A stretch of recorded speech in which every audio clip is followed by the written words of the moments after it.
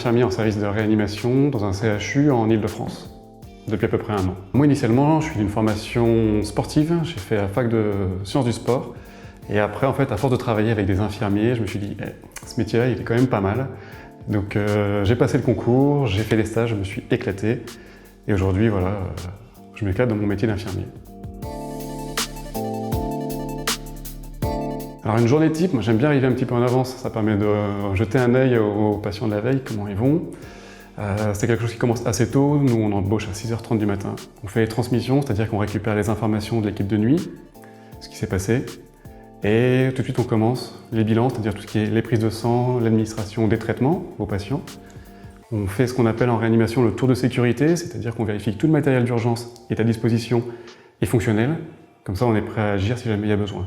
Puis en plus, la journée après, ça va se répartir entre les soins d'hygiène et de confort et tous les examens que doivent passer les patients, jusqu'à la prochaine transmission avec les collègues qui prennent la relève. Et entre deux, on essaie de prendre un maximum de temps pour les patients.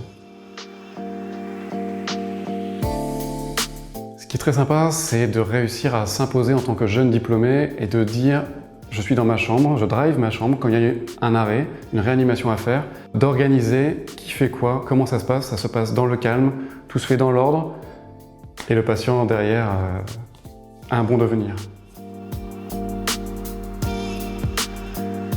Ce que j'aime dans mon métier, c'est quand on reçoit des patients qui sont vraiment sur la brèche, qui sont vraiment à un stade critique de leur maladie, qui risquent le décès à très court terme, qu'on arrive à s'organiser, qu'on arrive à le prendre en soin correctement, ensemble, pour lui donner plus de temps, une seconde chance.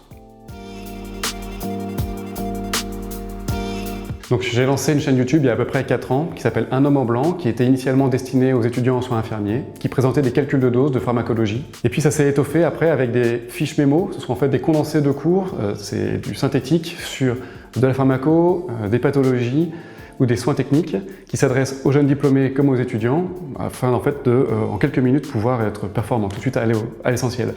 Et puis un peu après, j'ai lancé un compte Instagram où là c'est un peu plus ludique, c'est un peu plus pour présenter le quotidien, présenter moi ce qui me plaît, ce que j'arrive à faire.